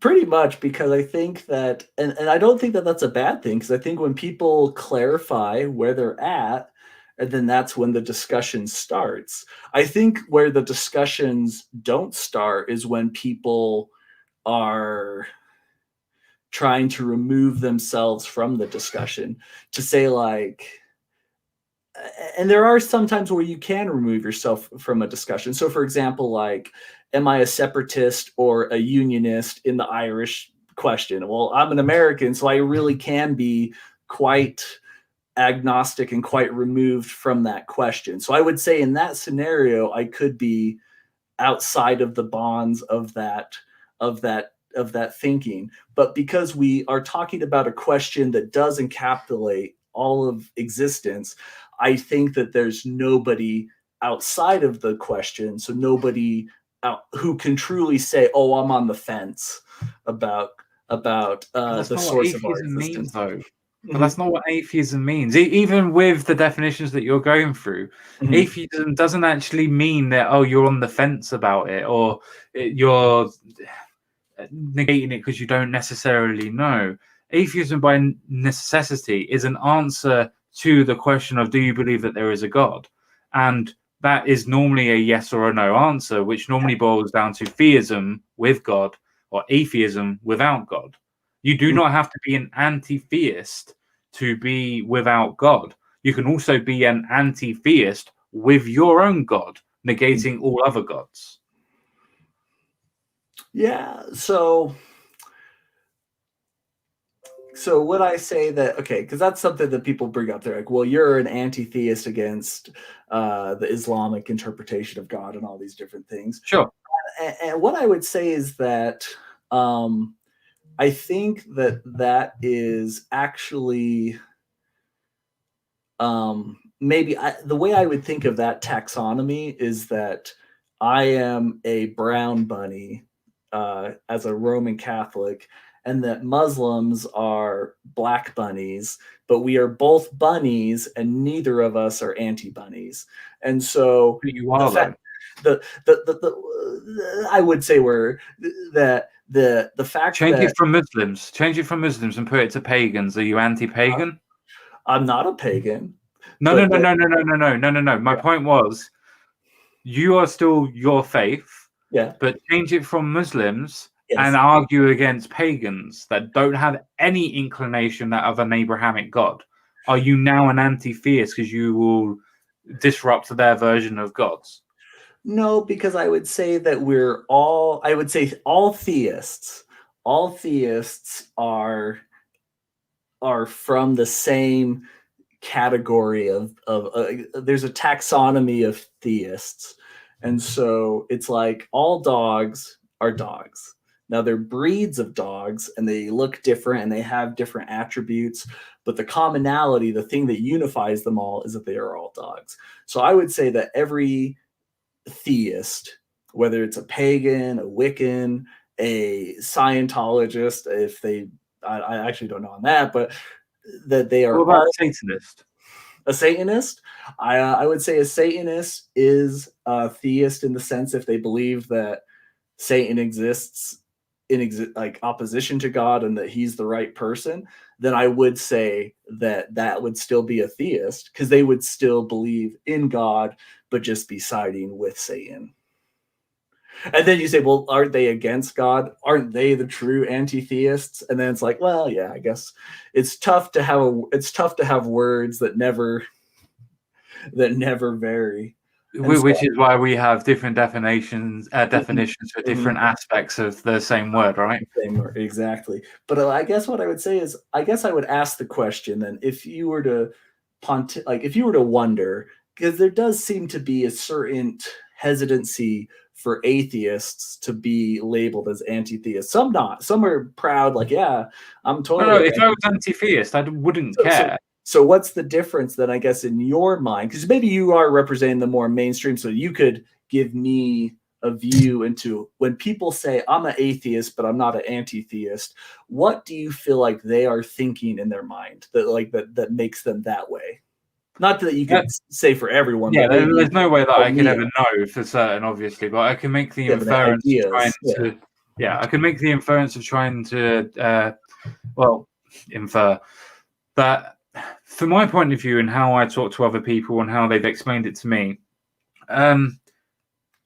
Most people that I've talked to say that most of them don't really care about the claim, especially where I am in the UK. But even with my people that are in the US and in other religious states like Brazil, for instance, a lot of them would actually say that they negate God because of lack of evidence.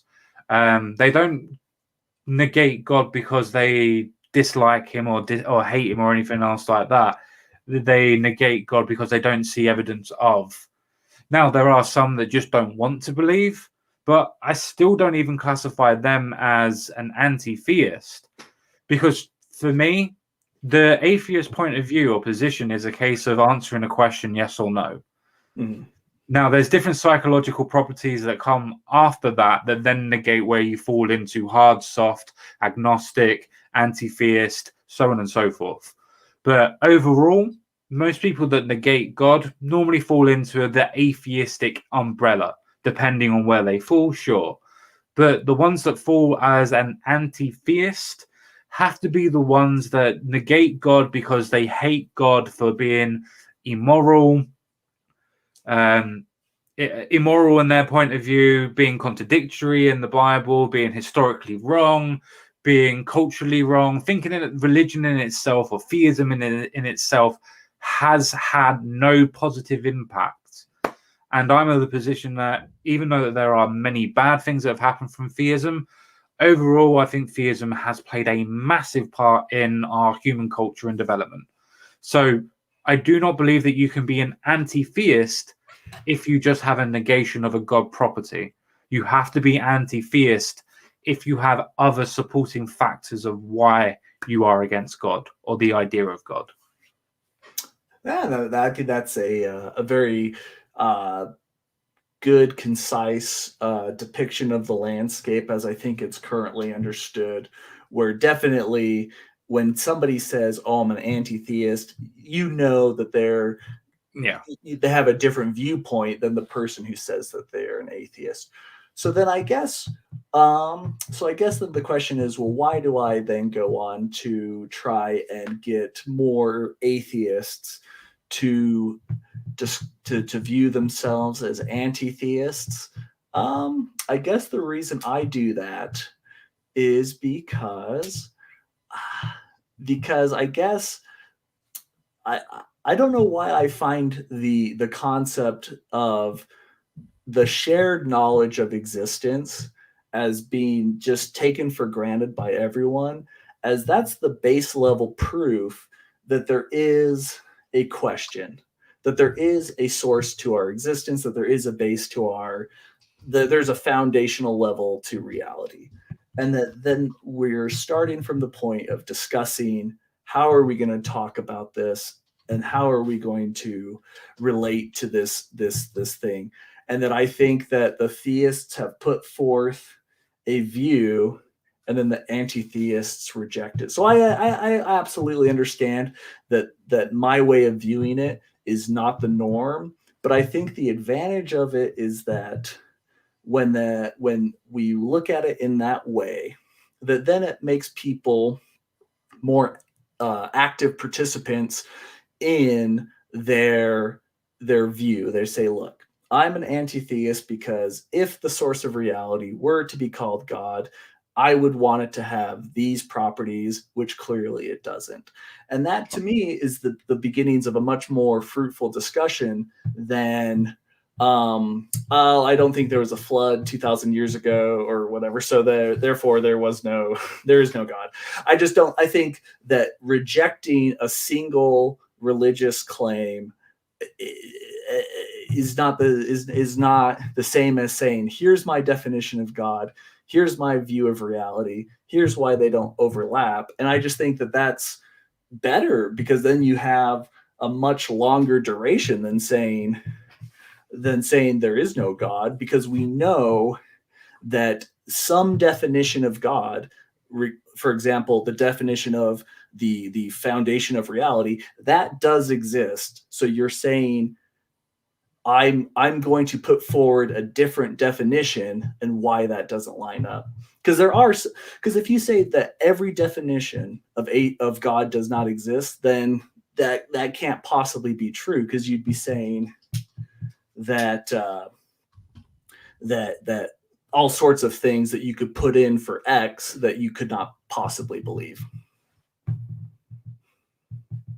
No, it's fine. I mean, we could then go to the point of what we said before of going back circular and going, well, then we have to define what you mean by the cause of reality. Some would say Big Bang, some would say God. But even if we went back to that, which is not something I'm interested in, because at the minute it's coming up to almost 2 hours. I'm thinking of doing some questions very shortly, if anybody's got any. But I would want to try and stress this point lastly, and try and get your point of view. If we come to the point of the examples that you used about the lady that said that she felt that she was culturally Christian, so to speak, but yet they weren't an actual believer, does that actually count as a point of atheism? Because I know that you did try to answer the question, but it didn't seem that you kind of wanted to make an absolute, should we say, a positive claim on that one. It kind of suggested that you wanted to negate it by lack of knowledge. Okay, so is Sonia Sotomayor, Justice Sotomayor, is she an atheist where she doesn't believe in God, but she enjoys the cultural accoutrements of the social cohesion that comes from Catholicism?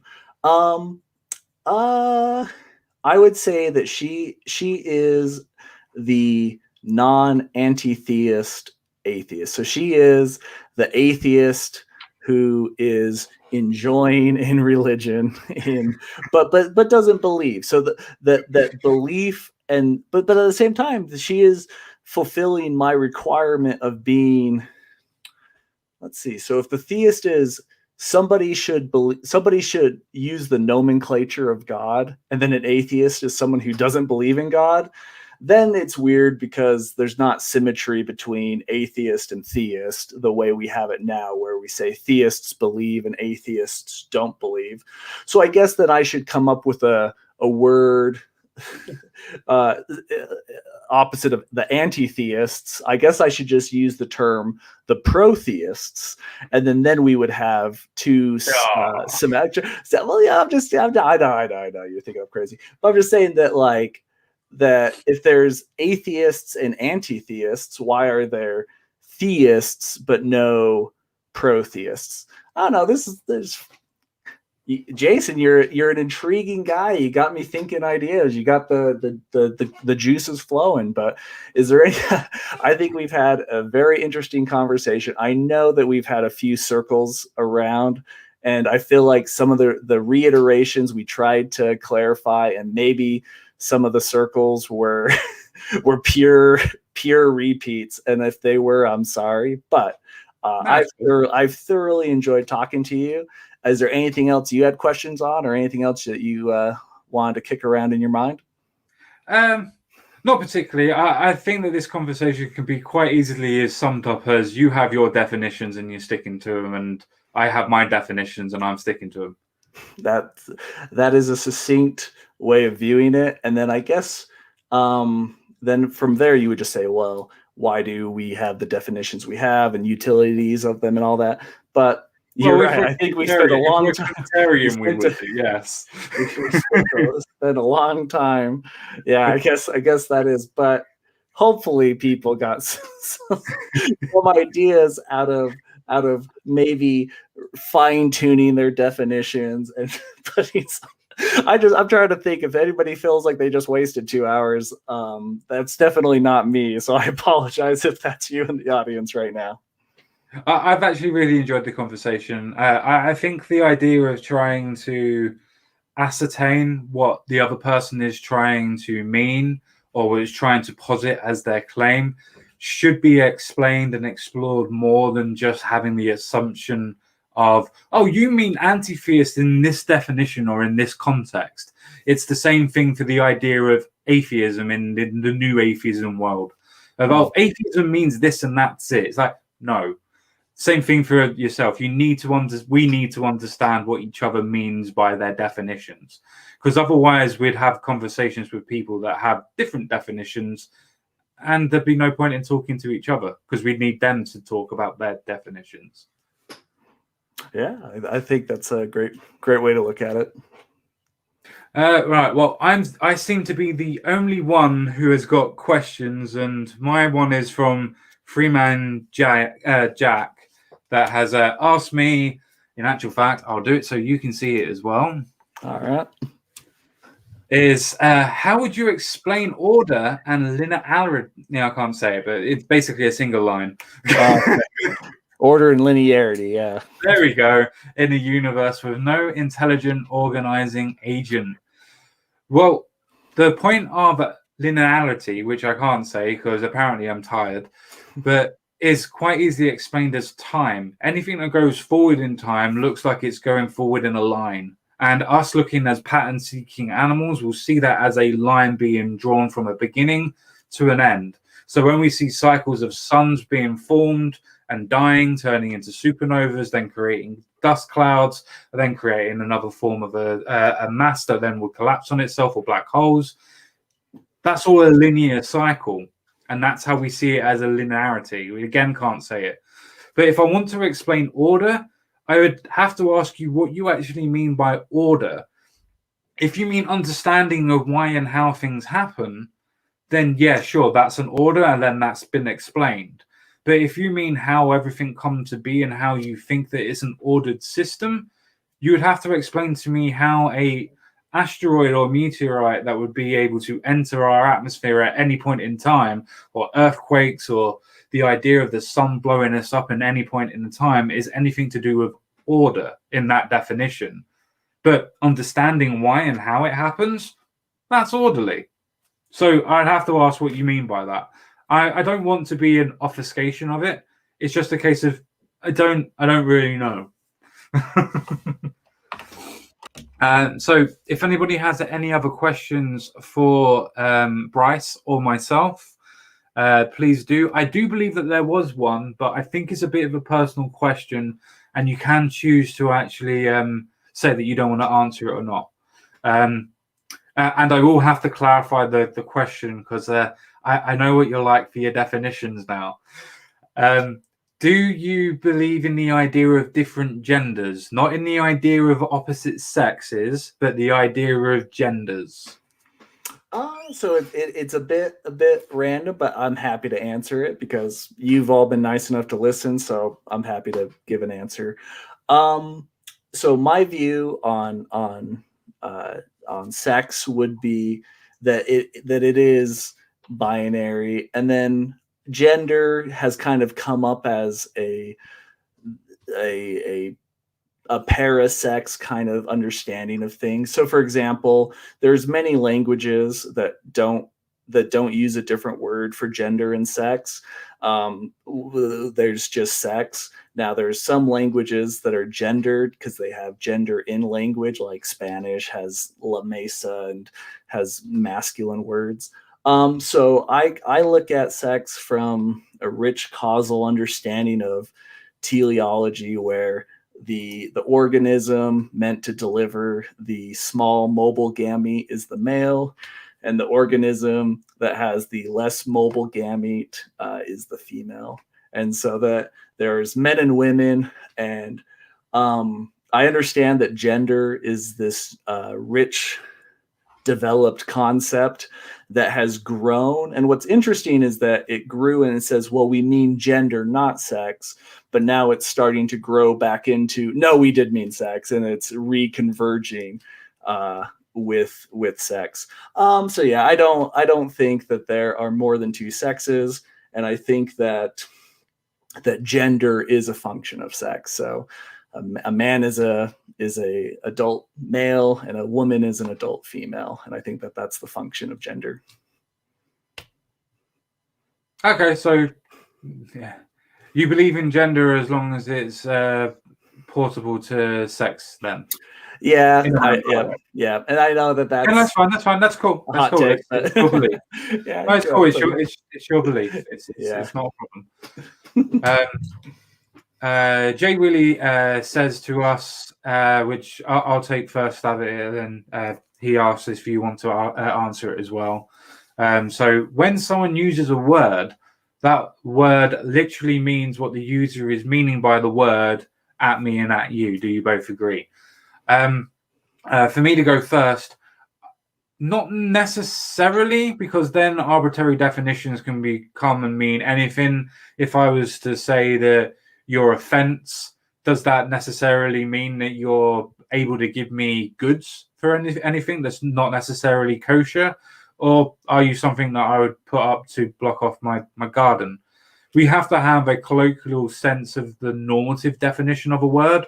Otherwise, the arbitrariness of conversation would just completely and utterly crumble human society. We have to have a foundation of meaning, or at least a representative foundational meaning of words. Otherwise, you don't have a language anymore. But that's my opinion. What do you think, Bryce? I think that meaning is the overlap in understanding between two people. So just like the mean of multiple numbers comes out to be one number. I mean, so if I say a word and I have a definition in my head and you have a definition in your head, and the meaning is the shared overlap of that understanding. So if I were to say that sunset is beautiful, I have a slightly different definition of beautiful than you do, but that we do have enough overlap in hopefully when we say the word beautiful, that it does have some communicative property. But if words have no overlap between two people, then there is no meaning, so there is no communication. So that's why we should, when we're discussing with atheists and anti-theists and everybody, we should want to understand the words other people are using, because if not, then we'll never get anywhere communicating. Yeah, I mean, that's kind of what I said. So we're kind of in an agreement that, yeah, meaning in itself, if you agree the terms in private conversations could mean anything. Like children make up their own language. As long as somebody else understands you, you can use those words as is. But I would also say that there has to be a normative or nomenclature that fits around a generalized lexicon. Yeah. Otherwise, you don't have language in general and society. Just making noises. Yeah, pretty much.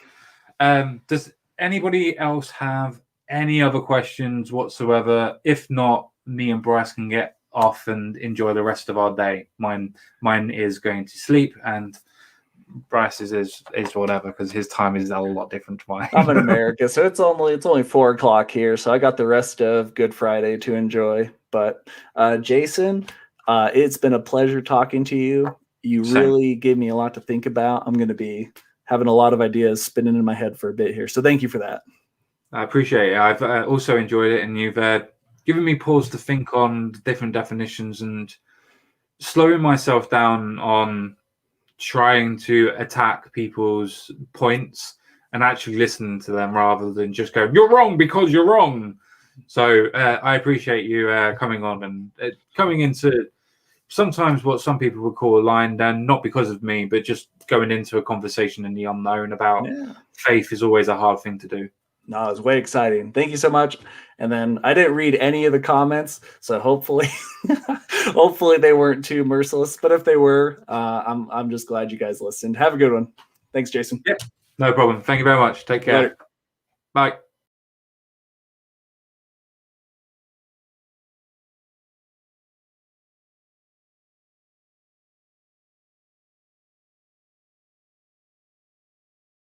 Ha! I just realized that I didn't actually end the stream. Woo! Big brain, big brain. Right. Thank you everyone for taking the time to watch the stream. Thank you, Jay Willie, for saying I have a nice flat cap. I enjoy it. It's because my hair's a bit crap at the minute because of all the lockdowns and everything. But we'll get there. Yeah, I don't mind doing that. My email address, or probably best idea, would be my Facebook. Drop me a message on my Facebook page because I've been banned from Twitter because apparently I'm very, very bad. But yeah, if you wanted to drop me a message on Facebook, or there is a Discord link in my description as well, join that. And I'll be quite happy to have you on and have a chat, Freeman Jack. So I'm quite happy with that. With that being said, ladies and gents, and however you may identify it, I will speak to you all again real soon. Well, maybe not that soon. I haven't been doing well recently, but hey, there's always next time, right? Speak to you again, ladies and gents. Bye.